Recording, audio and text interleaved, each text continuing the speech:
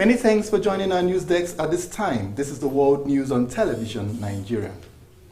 At least 11 people were killed after a ferry capsized in the river Bodganga in the Bangladeshi capital, Dhaka, on Monday, according to the duty officer of Fire Service and Civil Defense Headquarters, Rosina Islam.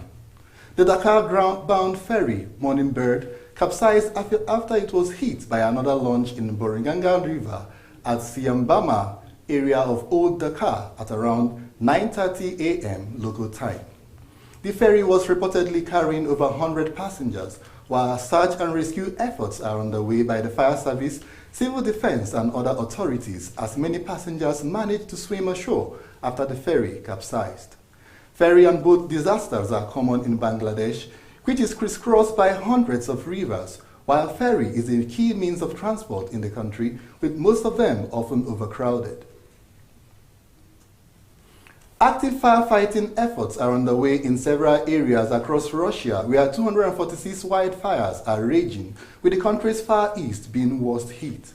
A statement from the Russian Federal Area Forest Protection Service said wildfires have also been reported in Siberia, the Transbaikal Territory, and some other regions, with firefighting efforts involving 3,340 people, 512 pieces of equipment, and 45 aircraft.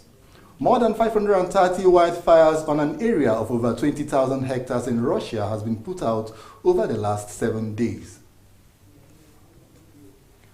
Over 1,200 people have been placed under a 14-day quarantine in Sri Lanka for failing to wear face masks amid COVID-19 pandemic, as the virus infected over 2,000 people in the country.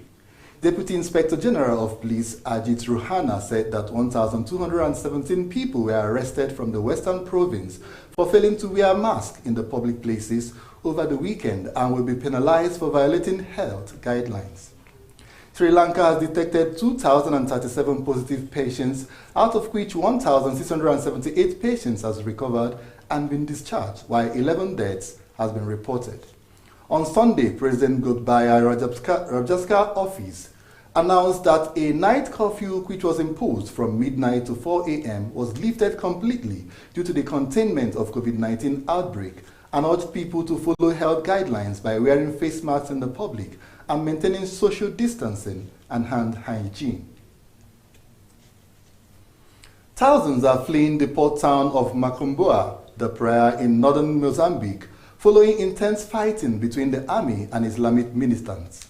Government troops have been trying to dislodge the jihadists known as Al-Shabaab from the town, which they have seized for the second time this year, while citizens who have been caught in the crossfire are living in boats, while those who are hiding in the bush with helicopters and heavy weapons being used, causing significant casualties on both sides.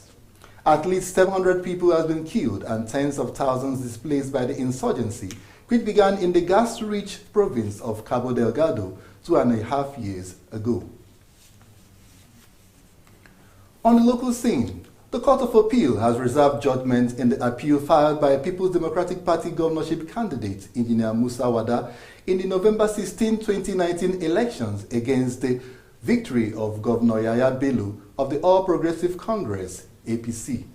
The 5-man panel, presided by Justice Adamu Jauru, reserved judgment to a date to be communicated to the parties after listening to arguments from Engineer Musa Wada's led counsel J.S. Okutepa, SAN, and responses from J.B. Daudu, SAN, counsel to Governor Yaya Bello, and INEC's counsel Chief Alex Izion.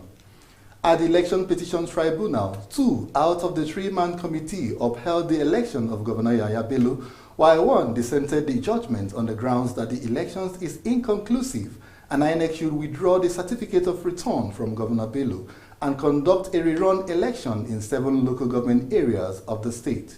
This had prompted the PDP candidate Musa Wada to seek further redress at the Court of Appeal. The Minister of Women Affairs, Dr. Pauline Talent, says the federal government is ready to revive women businesses that coronavirus pandemic affected. Talent disclosed this in Abuja during the virtual e-launch of the National Survey on the impact of COVID-19 on women-owned businesses in Nigeria. She said that the survey report captured trends and patterns of the losses caused by the pandemic on women-owned businesses and made recommendations in retooling policies to address both the immediate and post-COVID-19 strategies as well as the way forward.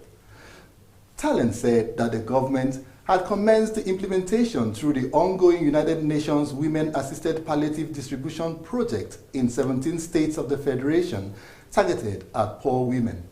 The minister expressed concern on the effects of the COVID-19 pandemic on businesses, particularly the supply chain, where a majority of women-owned businesses belonged, stressing that it was important to address gender gaps in designing COVID-19 response and recovery programs, build strategic partnerships that would protect women's well-being and livelihoods.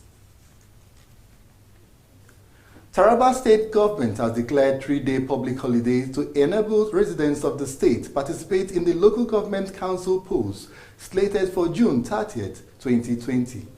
The holiday will be observed between Monday, June 29th and Wednesday, July 1st, as contained in a statement by Alhaji Hassan Mujiawa, Chief Press Secretary to Governor Darius Isiaka on Monday in Jalingo.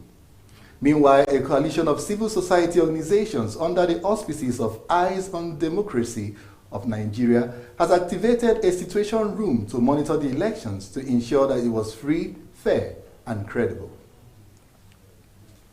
And that was the news at this time on Television Nigeria, and many thanks for watching. I am Charles Ibe.